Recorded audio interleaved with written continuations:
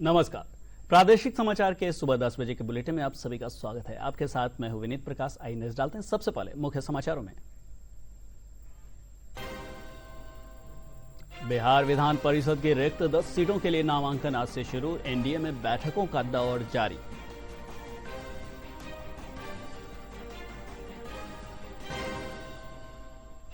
मंत्री संजय सिंह टाइगर ने कहा, बिहार बीमारू राज्य से विकासशील राज्य की श्रेणी में बढ़ रहा है।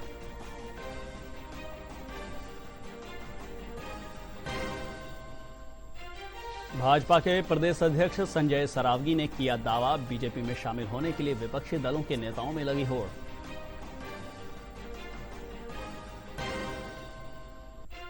केंद्र की मोदी सरकार ने 12 वर्षों के कार्यकाल में विभिन्न क्षेत्रों में विकास की नई इबारत लिखी।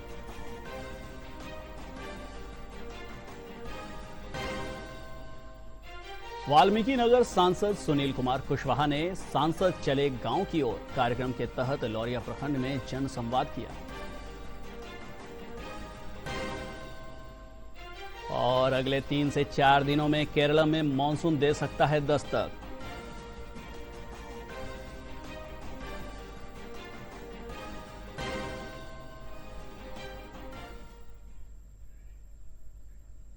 और अब खबरें विस्तार से। बिहार विधान परिषद में रिक्त 10 सीटों के लिए भारत निर्वाचन आयोग के घोषित कार्यक्रम के अनुसार आज से नामांकन शुरू हो जाएगा। इसमें एक सीट पर उपचुनाव हो रहा है।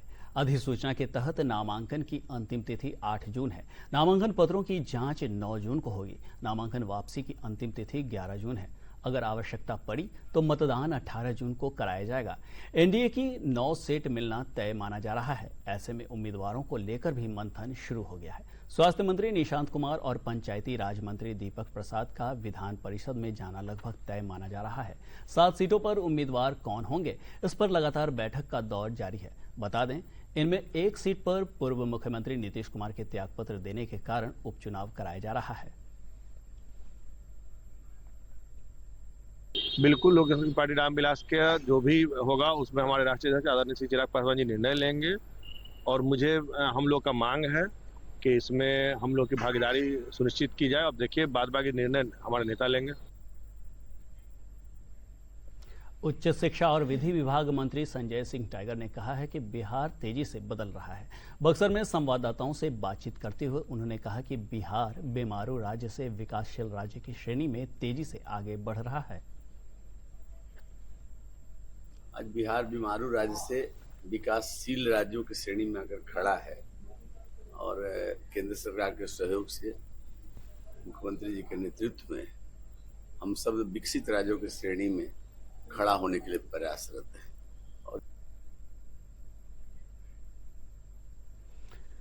भाजपा के प्रदेश अध्यक्ष संजय सरावगी ने दावा किया है कि बीजेपी में शामिल होने के लिए विपक्षी दलों के नेताओं में होड़ लगी हुई है, लेकिन फिलहाल पार्टी ने अपने दरवाजे बंद रखे हैं। उन्होंने कहा कि देश में अधिकांश राज्यों में बीजेपी की सरकार होने और प्रधानमंत्री नरेंद्र मोदी के नेतृत्व में बढ़ते जन समर्थन के कारण अन्य दलों के नेता भी बीजेपी से जुड़ना चाहते हैं। वहीं आज नई दिल्ली में होने वाली बीजेपी के सभी प्रदेश अध्यक्षों की बैठक को लेकर उन्होंने कहा कि यह नियमित संगठनात्मक बैठक है, जिसमें संगठन को और अधिक मजबूत बनाने की रणनीति पर चर्चा होगी।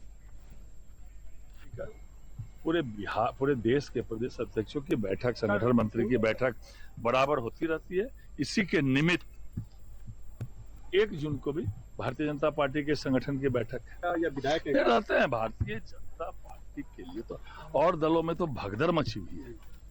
आप देख रहे हैं, राज्य के देश के कई राज्यों में ऐसी भगदड़ मची हुई है और अभी तो बिहार में भारतीय जनता पार्टी दरवाजा बंद की हुई है। दरवाजा खोल देंगे तो ऐसा भगदड़ मचेगा अन्य पार्टियों में, जो अब क्या कहें हम। भारतीय जनता पार्टी आज 22 राज्यों में सरकार में है, केंद्र में सरकार में है। अन्य दलों में भी अच्छे लोग हैं जो भारतीय जनता पार्टी में आना चाहते हैं और आ भी रहे हैं। तो भारतीय जनता पार्टी में तो अधिकांश लोग आना चाहते हैं। पीएम स्वनिधि योजना के 6 वर्ष पूरे हो गए हैं। इस योजना का उद्देश्य रेहड़ी पटरी और छोटे स्वरोजगार से जुड़े लोगों को आसान ऋण सुविधा उपलब्ध कराना है। योजना के माध्यम से लाखों लाभार्थियों को आर्थिक सहायता और डिजिटल लेन देन को बढ़ावा देने में मदद मिली है। यह पहल शहरी छोटे कारोबारियों को आत्मनिर्भर बनाने की दिशा में एक महत्वपूर्ण कदम मानी जाती है। एक रिपोर्ट।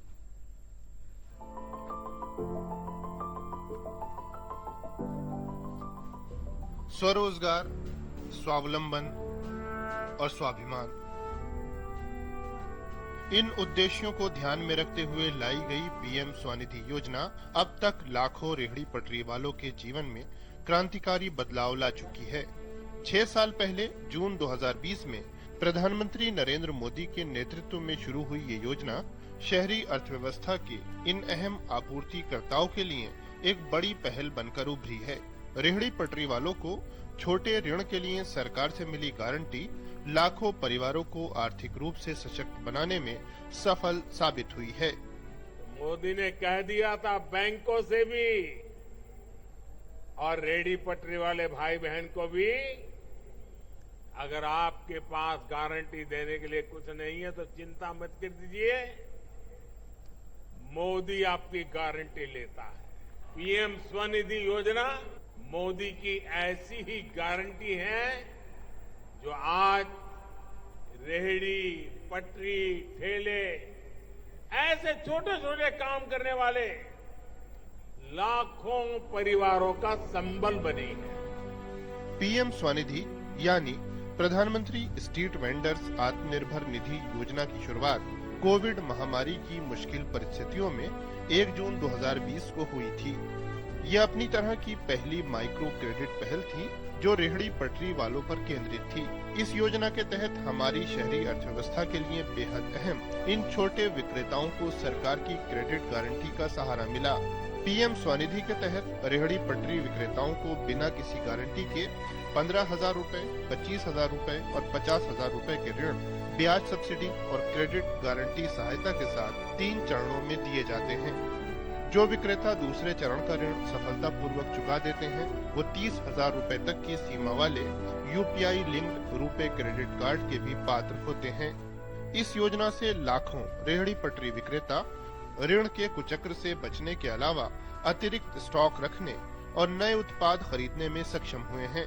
बीते 6 वर्षों में पीएम स्वनिधि एक ऋण गारंटी योजना से कहीं आगे बढ़कर एक देशव्यापी आंदोलन बन चुकी है जो देश की अनौपचारिक अर्थव्यवस्था में काम करने वाले लाखों लोगों को आर्थिक रूप से सशक्त बनाने, उन्हें डिजिटल दुनिया से जोड़ने और सामाजिक सुरक्षा देने का काम कर रही है। 5% पर ब्याज पर पैसा लेते थे, सुबह लेते तो शाम को वापस करना पड़ता था, चाहे मेरा दुकानदारी हो या न हो। पीएम स्वनिधि के तहत ही हमारे दुकान में इतना व्यवसाय हो गया जिससे हमारा हर एक तरीके से वृद्धि हुई। इनकी सहायता लेते हुए अपने व्यवसाय को आगे से आगे ले जाने का कोशिश करे तो वो सफलता जरूर हासिल करेगा। बाजार में सब्जी बेचने वालों से लेकर गलियों में घूमकर फल बेचने वाले और सड़क किनारे जूते ठीक करने वाले मोची से लेकर दफ्तरों के बाहर चाय बेचने वालों तक लाखों रेहड़ी पटरी वाले मिलकर हर दिन भारत की शहरी अर्थव्यवस्था में अपनी जरूरी सेवाएं देते हैं।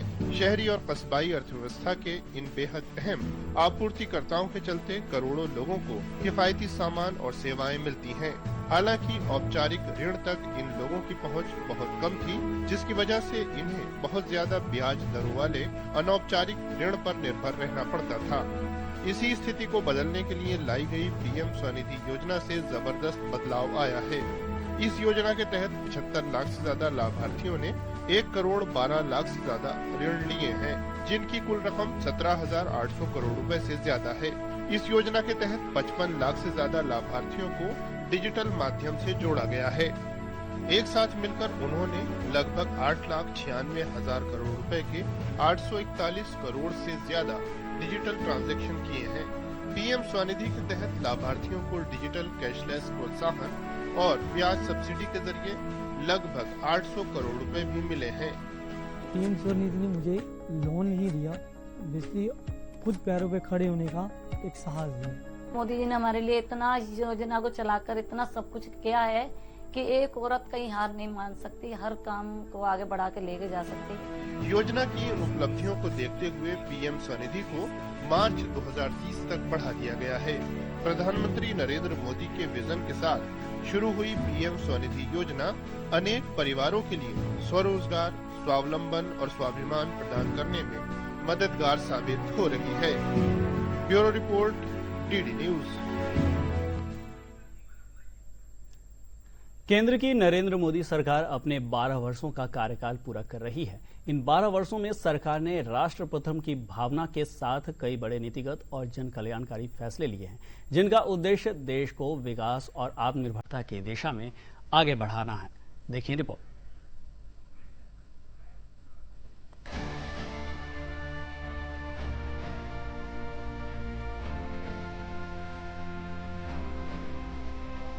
भारत को वैश्विक मैन्युफैक्चरिंग हब बनाने के उद्देश्य से साल 2014 में शुरू हुआ मेक इन इंडिया अभियान अब नई ऊंचाइयों तक पहुंच रहा है। मोबाइल फोन, इलेक्ट्रॉनिक्स, ऑटोमोबाइल, रक्षा उत्पादन और सेमीकंडक्टर जैसे क्षेत्रों में भारत तेजी से अपना उत्पादन बढ़ा रहा है। देश में निवेश में बढ़ोतरी हुई है, रोजगार के नए अवसर पैदा हुए और विदेशी कंपनियों का भरोसा मजबूत हुआ है। मेक इन इंडिया को मजबूती देने के लिए सरकार ने PLI स्कीम शुरू की।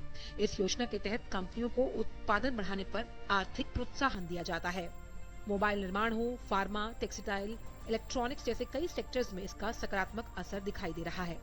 इसी का परिणाम है भारत अब दुनिया में बड़े मोबाइल निर्यातक देशों में शामिल है। पिछले 12 सालों में मोदी सरकार ने कारोबार करना आसान बनाने के लिए तमाम कदम उठाए। नीतियों में सुधार हुआ, जिसकी वजह से व्यापारिक सुगमता बढ़ाई गई। व्यापार को आसान बनाने के लिए कंपनीज एक्ट में कई प्रक्रियाओं को सरल बनाया गया, जिसकी वजह से कारोबारियों को कम कागजी कार्रवाई और तेज मंजूरी मिल पाई। स्टार्टअप्स और MSMEs के लिए नियमों को आसान बनाने पर विशेष जोर दिया गया। इन ठोस कदमों का परिणाम ये रहा कि भारत का कारोबारी इकोसिस्टम मजबूत हुआ और रजिस्टर्ड कंपनियों की संख्या में 27% का इजाफा हुआ है। देश की बैंकिंग व्यवस्था को मजबूत करने और फंसे हुए कर्ज की समस्या से निपटने के लिए लागू किया गया IBC यानी इंसॉल्वेंसी एंड बैंकरप्सी कोड। इस कानून ने कंपनियों के दिवालिया होने की प्रक्रिया को समयबद्ध बनाया तो बैंकों को बकाया वसूली में मदद मिली। IBC ने भारत की क्रेडिट संस्कृति को मजबूत किया, साथ ही साथ कंपनियों पर वित्तीय अनुशासन का दबाव भी बढ़ गया। कर व्यवस्था को सरल बनाने के लिए कई बड़े कदम उठाए गए। कॉर्पोरेट टैक्स दरों में कमी, फेसलेस असेसमेंट और डिजिटल टैक्स सिस्टम ने कारोबारियों के लिए प्रक्रिया आसान बनाई। GST लागू होने के बाद वन नेशन वन टैक्स व्यवस्था मिली, जिससे टैक्स स्ट्रक्चर मजबूत हुआ और राज्यों के प्रति व्यापार को गति मिली। नए GST सुधारों ने कर स्लैब को सरल बनाया, साथ ही मूल्य को प्रतिस्पर्धी बेहतर बनाते हुए व्यवसाय में सुगमता की बढ़ोतरी हुई है। नए सुधारों की वजह से जो रजिस्टर्ड टैक्स पेयर्स हैं, उनकी संख्या में भी इजाफा हुआ। 2025 तक 1.5 करोड़ से अधिक रजिस्टर्ड टैक्स पेयर्स हैं, जिसकी वजह से व्यवसाय संचालन और आसान हुआ। ई-वे बिल वॉल्यूम में भी सालाना तौर पर 21% का इजाफा हुआ है। आज का भारत विकसित होने के लक्ष्य पर तेजी से काम कर रहा है और हमारे इस लक्ष्य की प्राप्ति में रिफॉर्म एक्सप्रेस की बहुत बड़ी भूमिका है।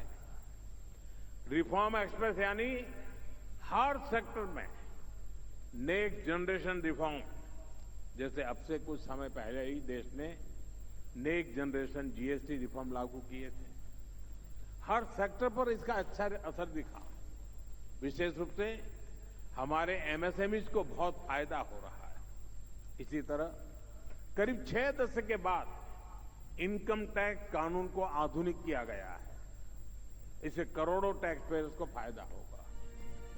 ईज ऑफ डूइंग बिजनेस को बढ़ाने के लिए सरकार ने कई पुराने नियम खत्म किए। मजबूत डिजिटल बुनियादी ढांचे ने इसमें मदद की।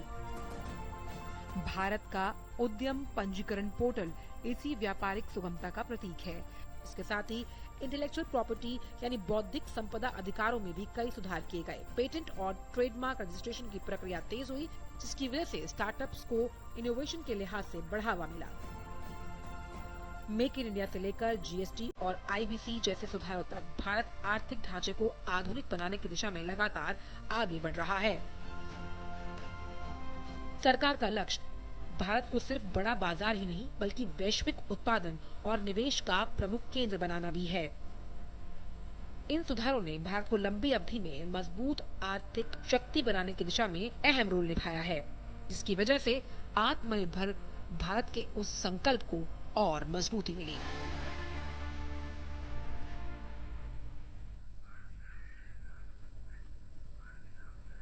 जनशक्ति जनता दल के अध्यक्ष और पूर्व मुख्यमंत्री राबड़ी देवी के बेटे तेज प्रताप यादव ने राबड़ी आवास खाली किए जाने मामले को लेकर अपनी प्रतिक्रिया दी है। उन्होंने कहा कि राबड़ी आवास खाली किए जाने से पहले पूर्व मुख्यमंत्री नीतीश कुमार का आवास खाली किया जाना चाहिए।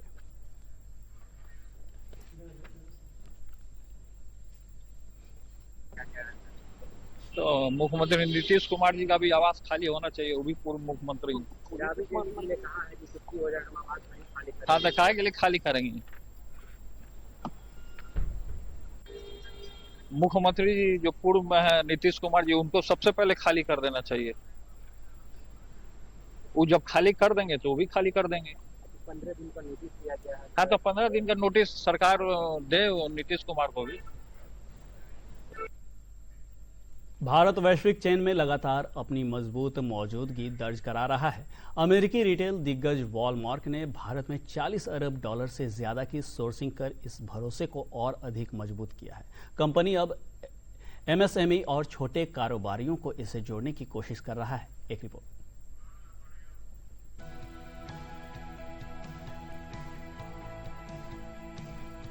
पिछले कुछ वर्षों में भारत ने वैश्विक व्यापार और अर्थव्यवस्था में अपनी स्थिति को तेजी से मजबूत किया है।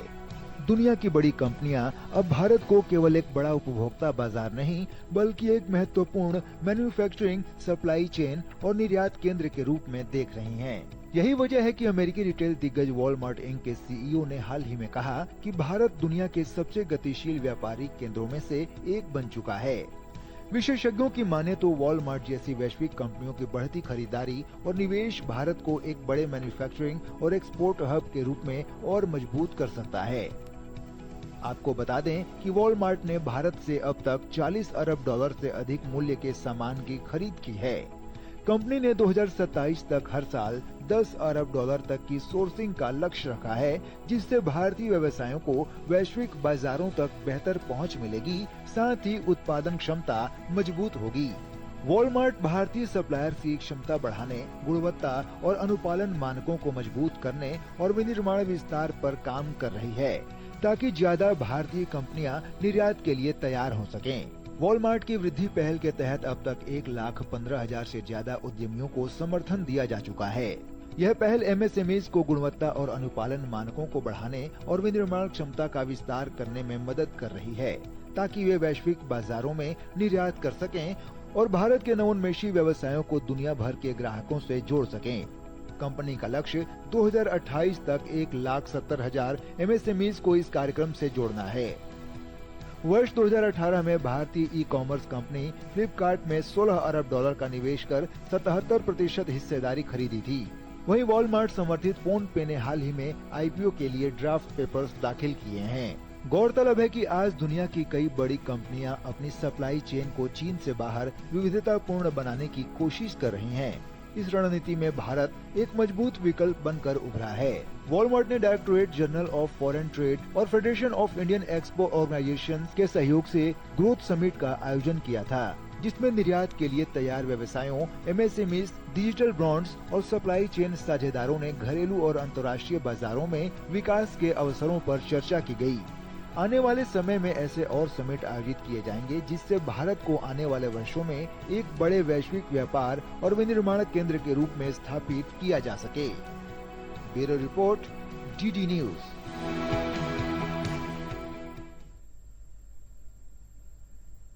औरंगाबाद जिला परिषद की सदस्य नीतू सिंह को भारत सरकार के ग्रामीण विकास और पंचायती राज मंत्रालय की ओर से आगामी 3 जून को नई दिल्ली में आयोजित राष्ट्रीय पंचायत पुरस्कार समारोह में सम्मानित किया जाएगा। यह सम्मान उन्हें अपने क्षेत्र में किए गए प्रभावी कार्यों और ग्रामीण विकास में उनके उल्लेखनीय योगदान के लिए प्रदान किया जाएगा। नीतू सिंह ने बताया कि जन समस्याओं के समाधान के लिए सक्रिय पहल करने तथा जन सेवा के प्रति समर्पित कार्यशैली के कारण मुझे राष्ट्रीय पंचायत पुरस्कार समारोह 2025 के चयन किया गया है। उन्होंने कहा कि क्षेत्र में विकास कार्यों के में पूरी पारदर्शिता और ईमानदारी के साथ धरातल पर उतारा गया है। शासन और सरकार को धन्यवाद करती हूँ कि मैं अपने क्षेत्र में अच्छा काम की हूँ, हर विभाग में अच्छा काम की हूँ, उसी के लिए आज मैं चयनित हुई हूँ। इसके पहले 2019-20 में भी मैं इसी तरह से चयनित हुई थी और उस समय 50 लाख का इनाम मुझे मिला था। वाल्मीकि नगर सांसद सुनील कुमार कुशवाहा ने सांसद चले गांव की ओर कार्यक्रम के तहत आज लौरिया प्रखंड के लौरिया नगर पंचायत, सिसवनिया, कटैया पंचायत के विभिन्न गांवों में जनसंवाद कर ग्रामीणों की समस्याएं सुनी। इस अवसर पर उन्होंने कहा कि केंद्र और बिहार सरकार की योजनाओं का लाभ अंतिम व्यक्ति तक पहुंचाना उनकी प्राथमिकता है और जनता की समस्याओं के समाधान के लिए वे लगातार गांव-गांव पहुंच रहे हैं।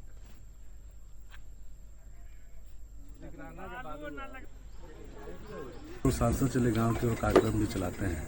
या पहले से, जब इसके पहले भी मैं सांसद था और आज भी मैं सांसद हूँ, तो मैं हर पंचायत में जाता हूँ और बिहार सरकार और भारत सरकार की जो योजनाएं चल रही है उसकी जा कर के धरातल पर देखते हैं कि उसका सही सदुपयोग हो रहा है कि नहीं है। जहाँ टेक्निकली दिक्कत पाई जाती है, विभागीय अधिकारियों को हम निर्देशित करते हैं उसको सही कराइए, गुणवत्ता पर ध्यान दीजिए, क्योंकि सरकार की मंशा, भारत सरकार की और बिहार सरकार की जो मंशा है, साफ मंशा है कि जन जन तक जो सरकार की योजनाएं चल रही है उसको सही सदुपयोग करते हुए उसको योजना तक जन जन तक पहुंचाने का भारत सरकार और बिहार सरकार का मकसद है। उसी कड़ी में हम लोग गांव-गांव घूमते हैं और गांव में जाकर लोगों की समस्याओं को भी सुनते हैं और उसको इम्प्लीमेंट कराने का भी हम लोग प्रयास करते हैं। सहरसा जिले के सिमरी बख्तियारपुर निवासी मुकेश कुमार सिंह ने नौकरी की सुरक्षित दुनिया को छोड़कर मिट्टी से सोना उगाने की ठानी।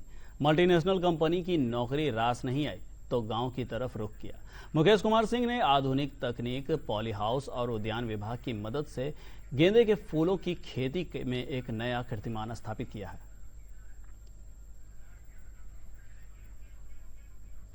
मौसम विभाग ने बताया कि अगले 3 से 4 दिनों में केरल में मानसून दस्तक दे सकता है। दक्षिण पश्चिम मानसून के दक्षिण पश्चिम और दक्षिण पूर्वी अरब सागर, लक्षद्वीप, द्वीप समूह और केरल तथा तमिलनाडु के कुछ हिस्सों में पहुंचने की संभावना है। अगले 2 दिनों में दिल्ली, पंजाब, हरियाणा, चंडीगढ़, हिमाचल प्रदेश, बिहार, झारखंड, उत्तर प्रदेश, उत्तराखंड और पश्चिमी राजस्थान में भी तूफान का अनुमान मौसम विभाग ने व्यक्त किया है।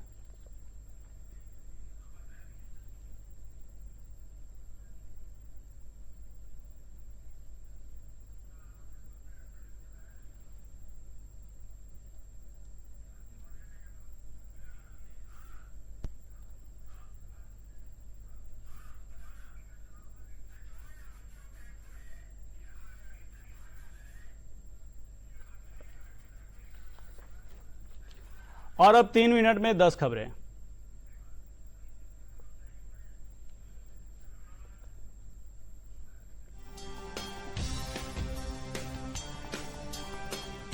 उपराष्ट्रपति सीपी राधाकृष्णन ने कहा है कि राजनीतिक नेतृत्व सार्वजनिक जीवन का महत्वपूर्ण क्षेत्र है और रचनात्मक आलोचना निष्पक्ष और संतुलित होनी चाहिए।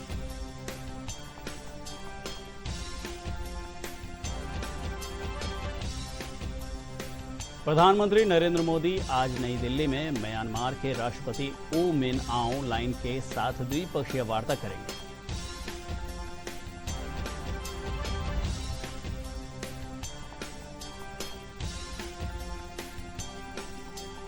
रक्षा मंत्री राजनाथ सिंह और ऑस्ट्रेलिया के उप प्रधानमंत्री तथा रक्षा मंत्री रिचर्ड मार्ल्स आज नई दिल्ली में भारत ऑस्ट्रेलिया रक्षा मंत्रियों के दूसरे संवाद की संयुक्त अध्यक्षता करेंगे।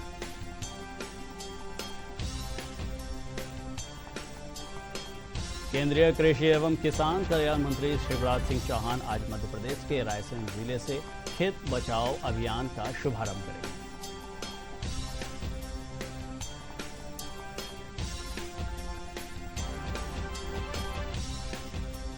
रक्षा सचिव राजेश कुमार सिंह ने आज सिंगापुर में अमेरिकी कांग्रेस के प्रतिनिधिमंडल का नेतृत्व कर रहे पैट हैरिगन के साथ बातचीत की।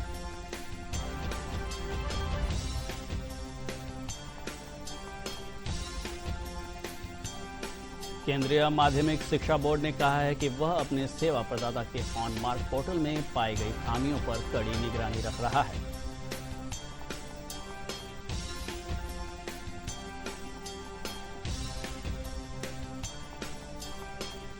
नवनियुक्त प्रमुख रक्षा अध्यक्ष जनरल एनएस राजा सुब्रमणी ने कहा है कि नवाचार के समावेश से सैन्य क्षमताओं के विकास में तेजी आएगी।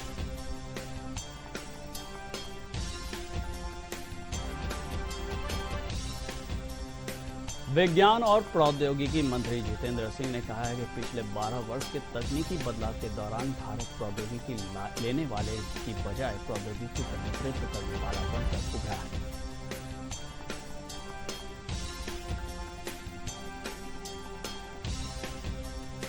मौसम विभाग ने गुजरात, केरल, माहे, लक्षद्वीप, नागालैंड, मणिपुर सहित पश्चिमी मध्य प्रदेश में तेज बारिश का अनुमान व्यक्त किया है।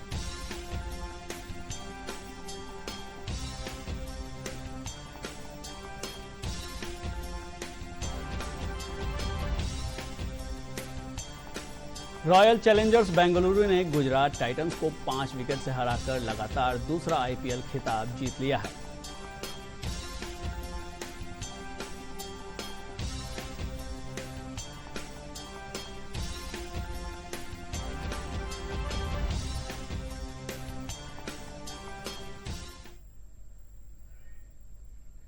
अंत में मुख्य समाचार एक बार फिर।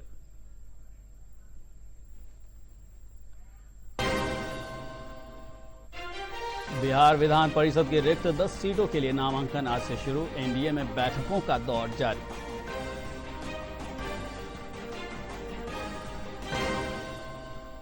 मंत्री संजय सिंह टाइगर ने कहा, बिहार बीमारू राज्य से विकासशील राज्य की श्रेणी में बढ़ रहा है।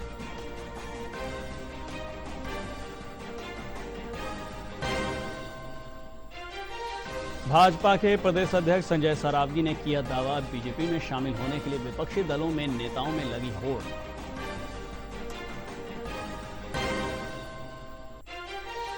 केंद्र की मोदी सरकार ने 12 वर्षों के कार्यकाल में विभिन्न क्षेत्रों में विकास की नई इबारत लिखी।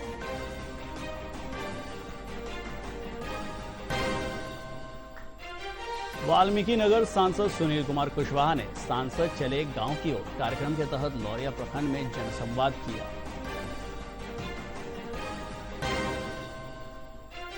और अगले 3 से 4 दिनों में केरलम में मानसून दे सकता है दस्तक।